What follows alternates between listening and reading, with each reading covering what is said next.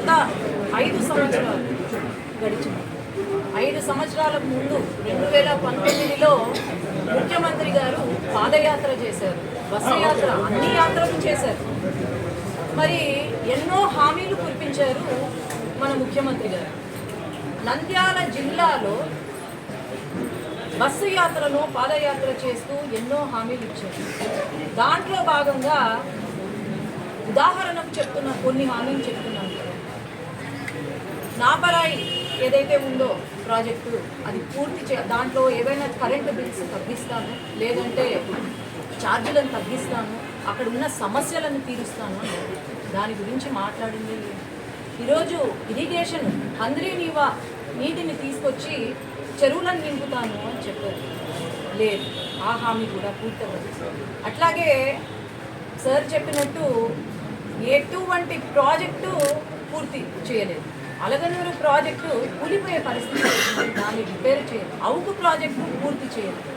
ఈరోజు ఇరిగేషన్ అంటే వీళ్ళకు ఎట్లా ఉందంటే నీటి సమస్య, నంద్యాల టౌన్లో నీటి సమస్య ఉందంటే వీళ్ళకు బేసికలీ అవగాహన లేదు.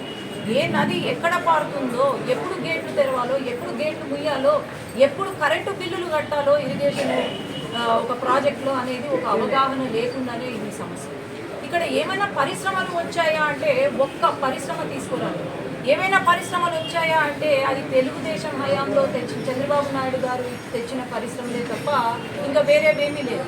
మనం చూసుకుంటే ఈరోజు ఉర్దూ యూనివర్సిటీ అట్లానే ఉంది, ముళ్ళకంపలు పెరుగుతున్నాయి అక్కడ, అలానే వదిలేశారు. ఈరోజు 10,000కు పైన టిడ్కో ఇల్లు ఇచ్చారు నంద్యాలలో. గృహప్రవేశం కూడా చేసుకున్నారు. ఎలక్షన్ కోడ్ వల్ల ఈసీ ఆ రోజు ఆపారు. కానీ ఈరోజు ఆ టిడ్కో ఇల్లు ఒక్కటి కూడా వాళ్ళకు ఇవ్వలేదు. ఎంత ఘోరమైన పరిస్థితి.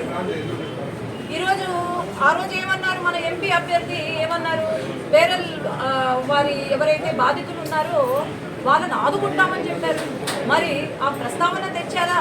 ఇక్కడ ఎంపీ గారు పార్లమెంట్లో నేను మాట్లాడతాను అని చెప్పారు, మరి మాట్లాడలేదే. యువత ఈరోజు ఏమవుతుంది, మన నంద్యాల జిల్లాలో ఉన్న యువత వాళ్ళకున్న తెలివితేటలు ఎక్కడ లేవు. ఈరోజు ఎంతోమంది ఎంబీఏ లేదంటే డాక్టర్లు, సైంటిస్టులు చదువుకున్న వాళ్ళు ఉన్నారు, కానీ జాబులు లేక ఇంట్లో పడి ఏడుస్తున్నారు. ఈరోజు వలసలు పోతున్నారు.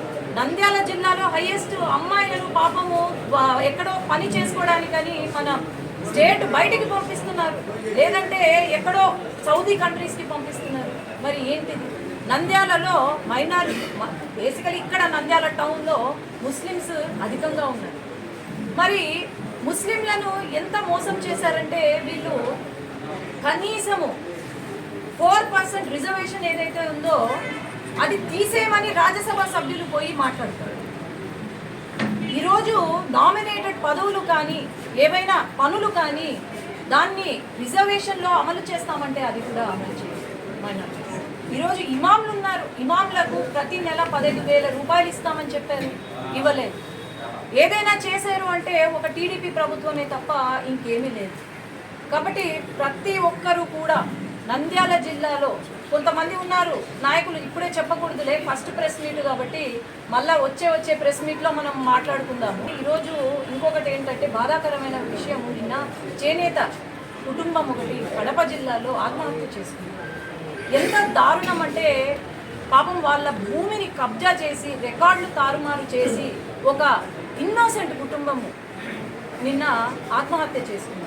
మరి ఆలోచన చేయండి, ఇక్కడ ఎటువంటి ప్రభుత్వం ఉందో కేవలం అవినీతి, ప్రజల అభివృద్ధి గురించి ఆలోచన చేయడం, ప్రజల సంక్షేమం గురించి ఆలోచన చేయడం.